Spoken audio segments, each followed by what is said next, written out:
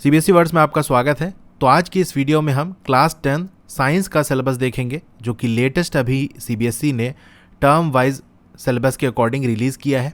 इससे पहले मैंने वीडियो में इसकी इन्फॉर्मेशन दे दी थी, कैसे आपको डाउनलोड करना है, ये सारी भी चीज़ें मैंने बता दी थी।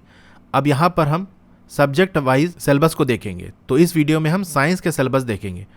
तो उसके लिए आपको सबसे पहली चीज़ ये है कि अपनी एनसीईआरटी साइंस की बुक लेकर बैठ जाना है, क्योंकि मैं साथ ही साथ आपको बताता रहूँगा कि आपकी एनसीईआरटी बुक से कौन सा टॉपिक रिमूव हुआ है, कौन सा टॉपिक आपको पढ़ना है, कौन सा टर्म 1 में आएगा, कौन सा टर्म 2 में आएगा, ये सारी चीज़ें आप नोट कर सको। ओके, तो चलिए स्टार्ट करते हैं। तो यहाँ थोड़ा सा ओवरव्यू दिया हुआ है, ये सिलेबस है, सीबीएसई की वेबसाइट से मैंने डाउनलोड किया है। टर्म 1 की बात करें तो देखो वेटेज दोनों टर्म का, चाहे टर्म 1 टर्म 2 की बात करें तो इसका भी 40 है और इसका भी 40 है। ठीक है, मतलब थ्योरी की बात करें तो इस तरह से आपका ये 80 हो जाएगा थ्योरी, और जो आपका इंटरनल असेसमेंट है टर्म 1 का वो 10 मार्क्स का होगा, इसी तरह टर्म 2 का 10 मार्क्स का, और इस तरह से आपका टोटल 100 हो जाएगा। ठीक है, तो टर्म 1 की हम स्टार्ट करते हैं। तो आपको पहली यूनिट इसमें पढ़नी है। चैप्टर वाइज बात करें, एनसीईआरटी बुक के अकॉर्डिंग मैं सारी बात करूंगा। तो आपके एनसीईआरटी बुक का जो चैप्टर 1, 2, 3 है वो आएगा, ये टोटल आपका 16 मार्क्स कैरी करेगा। उसके बाद आपका जो चैप्टर 6 है लाइफ प्रोसेस वाला, वो 10 मार्क्स ही कैरी करेगा, और चैप्टर 10 और 11 जो है वो आपका 14 मार्क्स कैरी करेगा। तो ये चीज़ें हैं, थोड़ा हम अब डिटेल में जाकर इसके देखेंगे। और जैसा कि आप जानते होंगे, इससे पहले सीबीएसई ने इन्फॉर्मेशन दे दी थी कि जो आपका जो टर्म 1 होगा वह अराउंड नवंबर टू दिसंबर में होगा और आपका एमसीक्यू बेस्ड होगा। ठीक है, तो उसी हिसाब से आपको तैयारी करनी है। यार मैंने वीडियोस बनाई है, आप प्लेलिस्ट विजिट करके सब देख सकते हो। तो चलिए हम डिटेल में देखते हैं कि क्या है। तो टर्म 1 की बात करें, जो आपका चैप्टर 1 है केमिकल रिएक्शंस एंड इक्वेशंस, ये पूरा आएगा। इसकी वीडियो मैंने पूरी कंप्लीट कर दी है, बना दी है, तो आप प्लेलिस्ट से उससे जाकर देख सकते हो। तो ये चैप्टर आपको पूरा पढ़ना है। सेकेंड चैप्टर की बात करें, एसिड बेस एंड सॉल्ट, इसमें भी कुछ भी रिमूव नहीं हुआ है, सारे टॉपिक आपको पढ़ने हैं। तो चैप्टर में जो चीज़ें हैं वो सारी चीज़ आपको पढ़नी है। ठीक है, तो फिर हम चैप्टर 3 आते हैं। ये आप ऐसे भी समझ सकते हो, केमिस्ट्री वाला पोर्शन चल रहा है। तो केमिस्ट्री वाले पोर्शन में चैप्टर 1 और 2 और 3 ये सब हमको पढ़ना है। 1, 2 में कुछ भी रिमूव नहीं हुआ है, सब कुछ पढ़ना है। चैप्टर 3 की बात करें तो इसमें रिडक्शन हुआ है, इसमें चीज़ें रिमूव हुई हैं, और उसी बेसिस पे है जैसे लास्ट ईयर चैप्टर यानी सिलेबस जो रिड्यूस हुआ था 30%, तो जो टॉपिक रिमूव हुए थे वही टॉपिक यहाँ से रिमूव कर दिए गए हैं। तो इसकी वीडियो मैंने पूरी बनाई थी इसी रिड्यूस सिलेबस के अकॉर्डिंग, तो वो वीडियो आप देख सकते हो। बस उतना ही आपको देखना, उसके अलावा का कुछ नहीं पढ़ना। तो इसमें आपको properties of metals and non metal पढ़ना है, रिएक्टिविटी सीरीज पढ़नी है, और formation and properties of ionic compounds, ये टॉपिक पढ़ने हैं। अब रिमूव किया हुआ है वो आप अपनी बुक में चाहे क्रॉस लगा लो कि ये रिमूव हो चुका है। चैप्टर की स्टार्टिंग से सब कुछ पढ़ना है। उसके बाद आप टॉपिक आओ, टॉपिक 3.4 अकरेंस ऑफ मेटल। ठीक है, ये टॉपिक आपका रिमूव हो चुका है, इसको नहीं पढ़ना, आप इसके आगे क्रॉस लगा सकते हो। ठीक है, तो यहाँ के बाद से जितना भी आगे तक है सब कुछ रिमूव हो चुका है। ठीक है, इसके अंदर जो भी सब टॉपिक्स हैं वो रिमूव हो चुके हैं। फिर आप 3.5 कोरोजन आप जो है वो भी रिमूव हो चुका है। ठीक है, तो जो 3.4 जहाँ से स्टार्ट है उसके बाद का कुछ भी नहीं पढ़ना, 3.4 से लेके आगे का कुछ नहीं पढ़ना। ठीक है, अब आगे बढ़ते हैं हम, ये टर्म 1 की बात है। ठीक है, फिर आपका ये थोड़ा बायोलॉजी का सेक्शन आ जाएगा, चैप्टर 6 लाइफ प्रोसेसेस, इसमें सब कुछ पढ़ना है, कुछ भी इसमें रिमूव नहीं हुआ है। और इसके टॉपिक मैंने रेस्पिरेशन तक पढ़ा दिए हैं। ठीक है, रेस्पिरेशन का भी थोड़ा सा बचा है ह्यूमन वाला, बाकी ये भी कंप्लीट हो जाएगा हमारा। तो यही एक चैप्टर बायोलॉजी वाले सेक्शन में आपका टर्म 1 में आएगा। फिर हम यूनिट 3 की बात कर लें, जो आपका फिजिक्स वाला सेक्शन होगा, chapter 10 light reflection and refraction, ये पूरा आपको पढ़ना है, इसमें कोई भी टॉपिक नहीं हटा है। ठीक है, इसकी सारी वीडियोस मैंने बना दी हैं। ठीक है, क्वेश्चंस भी एक्सप्लेन कर दी हैं, तो आप प्लेलिस्ट जाकर देख सकते हो। फिर हम बात करते हैं chapter 11 human I and colourful word. तो इसको मैंने स्टार्ट तो किया था, आई वगैरह एक्सप्लेन की थी, लेकिन वो सारे टॉपिक रिमूव हो चुके हैं। लास्ट ईयर की तरह से जो टॉपिक रिमूव हुए थे एज इट इज़ वही टॉपिक यहाँ से फिर रिमूव हो चुके हैं।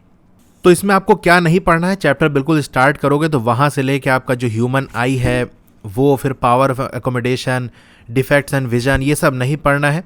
डायरेक्ट आपको 11.3 से स्टार्ट करना है और उसके बाद का सब कुछ पढ़ना है। ठीक है, जो आपका रिफ्रैक्शन है, prism, dispersion of light, scattering of light, application in daily life, उसके बाद का सब कुछ पढ़ना है। ठीक है, यानी 11.3 से लेके सारा कुछ आगे का पढ़ना है।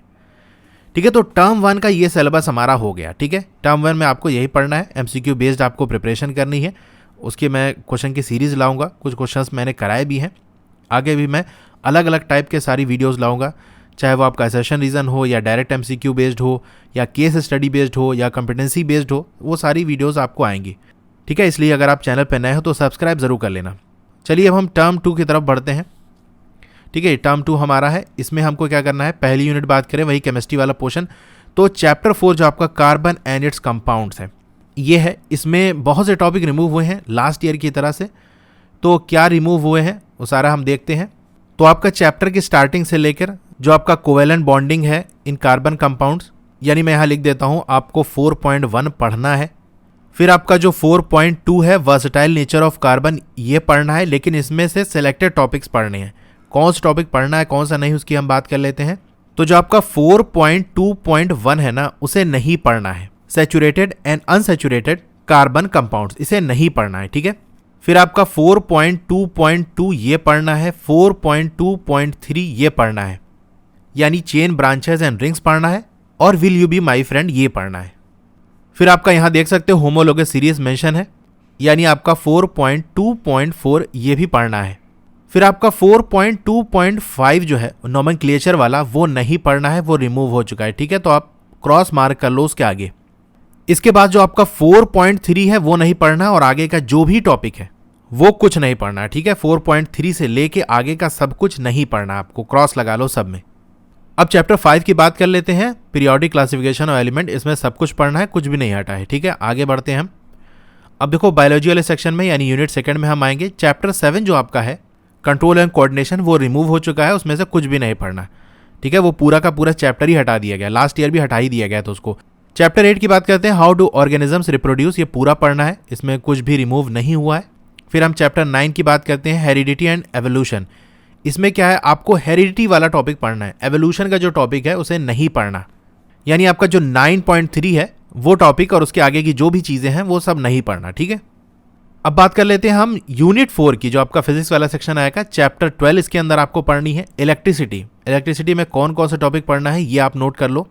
इसमें चीज़ें रिमूव हुई हैं, मैं इसे देख कर थोड़ा शॉक्ड हुआ, क्योंकि लास्ट ईयर इसमें से कुछ भी रिमूव नहीं हुआ था, लेकिन इस बार इन्होंने रिडक्शन किया है, वो भी ऐसी चीज़ जो कि बिल्कुल बेसिक है। यानी स्टार्टिंग का आप देखोगे, चैप्टर ओपन कर लो चैप्टर 12, उसमें देखोगे पहला टॉपिक जो है इलेक्ट्रिक करंट एंड सर्किट, ये बहुत इंपॉर्टेंट था लेकिन इसको हटा दिया। ठीक है, यानी 12.1 ये नहीं है। 12.2 की बात करें, जो आपका इलेक्ट्रिक पोटेंशियल है, पोटेंशियल डिफरेंस है, इसे भी हटा दिया। और आपका जो 12.3 है सर्किट डायग्राम, उसे भी हटा दिया गया। फिर आपका 12.4 से लेके आगे जो भी चीज़ है वो सारी चीज़ें हैं, फिर आगे कुछ भी रिमूव नहीं है। यानी आपको ओम्स लॉ से पढ़ना है, लेकिन ओम्स लॉ को आप पढ़ने के लिए आपको ये तो पता होना चाहिए करंट क्या होता है, पोटेंशियल डिफरेंस क्या होता है, बेसिक सी चीज़ें, उसको हटा दिया। यही मुझे नहीं समझ में आ रहा कि किस बेसिस पे, तो आपको वैसे पढ़ना ही पड़ेगा, तभी आपको ओम्स लॉ समझ में आएगा। ठीक है, तो एग्जाम के पॉइंट ऑफ व्यू से तो यहाँ सिलेबस से मैंने रिमूव कर दिया है, बट आपको समझने के लिए ओम्स लॉ और आगे के टॉपिक ये दोनों पढ़ने पड़ेंगे। ठीक है, तो आप चाहो तो इसके आगे क्रॉस लगा लो 12.1, 2 और 3 तो खैर इतना इंपॉर्टेंट नहीं है, लेकिन 1, 2 तो टॉपिक इंपॉर्टेंट था। बाकी मैं रिकमेंड करूँगा कि आप पढ़ लेना ज़रूर। ठीक है, तो इसमें बाकी सब कुछ है और कुछ रिमूव नहीं हुआ है। चैप्टर 13 की बात करें, मैग्नेटिक इफेक्ट्स ऑफ करंट, इसमें आपके एनसीईआरटी बुक में जो भी टॉपिक दिए हैं स्टार्टिंग से लेकर वो सब कुछ पढ़ने हैं। कौन सा नहीं पढ़ना वो मैं बता देता हूँ। आपको 13.6 जो इलेक्ट्रिक जनरेटर है वो सिलेबस में नहीं है, रिमूव हो चुका है। दूसरा 13.7 डोमेस्टिक इलेक्ट्रिक सर्किट जो है वो हट चुका है, लास्ट ईयर भी ये नहीं था, तो इसे इस बार भी हटा दिया गया है। ठीक है, तो आप देख सकते हो अराउंड 30% सिलेबस का रिडक्शन हुआ है। बाकी आपको इस चैप्टर में सब कुछ पढ़ना है। आगे चलते हैं हम। फिर आप देख सकते हो यूनिट 5 जो हमारा नेचुरल रिसोर्सेज है, इसमें अवर इन्वायरमेंट पढ़ना है, इसमें सब कुछ पढ़ना है, कुछ भी इसमें टॉपिक रिमूव नहीं हुआ है।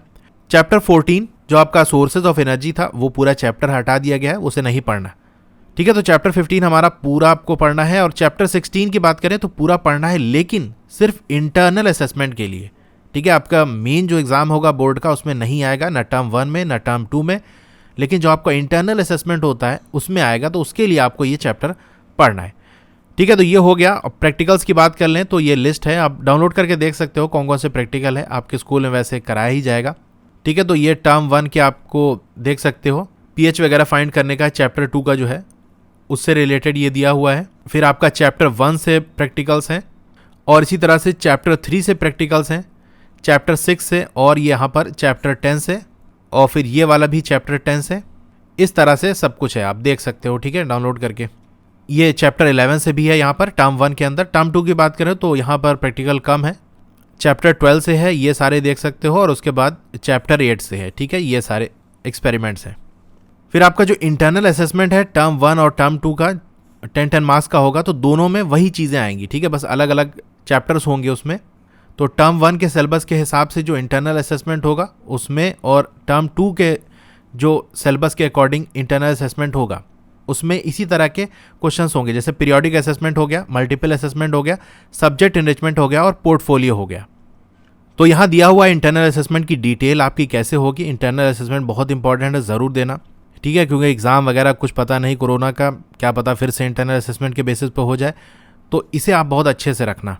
तो 3 आपके पीरियोडिक टेस्ट होंगे, स्कूल लेवल पे होंगे, और जो 2 बेस्ट होंगे, ठीक है, उसका एवरेज लिया जाएगा, यानी 3 में से 2 सेलेक्ट किए जाएंगे जिसमें आपके मार्क्स ज़्यादा अच्छे होंगे, फिर उन 2 को मिलाकर उसका एवरेज निकाल लिया जाएगा और उसको कंसीडर कर लिया जाएगा, ठीक है। फिर जो मल्टीपल असेसमेंट है वो बहुत तरीके के जो स्कूल में होते हैं वर्क, जैसे आपका शॉर्ट टेस्ट हो गया, ओरल टेस्ट, क्विज वगैरह, इस तरह की चीज़ें, वो मिलाकर आपका हो जाएगा। और फिर आपका जो प्रैक्टिकल है, लेबोरेटरी वर्क है, ये सारा चीज़ हो जाएगा। फिर सी वाला आपका पोर्टफोलियो में क्या आता है, इसमें क्लास वर्क हो गया और जो स्टूडेंट वर्क्स दिए जाते हैं वो सब, यानी स्कूल लेवल पे आपके 10 मार्क्स रहेंगे, ठीक है। तो ये पूरा सिलेबस था। इसी तरह से और सब्जेक्ट की मैं बहुत जल्द कोशिश करूँगा वीडियो लाने की, सिलेबस की, ठीक है। तो आपको ये वीडियो कैसी लगी कमेंट करके ज़रूर बताइए, अच्छी लगी हो तो लाइक करिए, और अगर आप चैनल पर नए हैं तो सब्सक्राइब ज़रूर करिए। और किसी भी सब्जेक्ट की अगर आपको वीडियोज़ देखनी है तो प्लेलिस्ट का लिंक आपको डिस्क्रिप्शन में मिल जाएगा, सारी प्लेलिस्ट का, वहाँ से आप जाकर देख सकते हो। Okay, thank you.